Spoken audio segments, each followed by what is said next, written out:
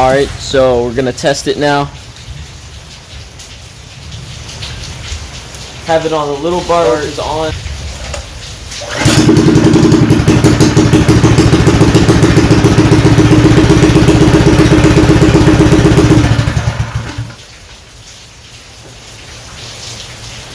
It's all good.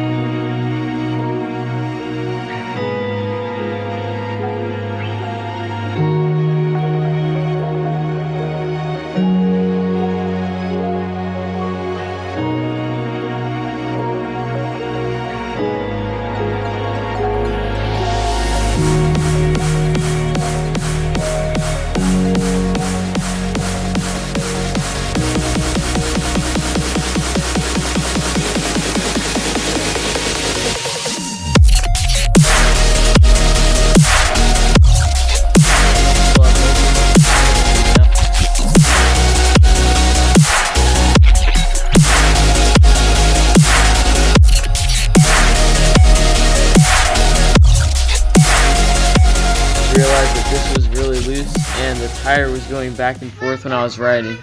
So this part right here was hitting the metal part, and that's what was throwing the chain off.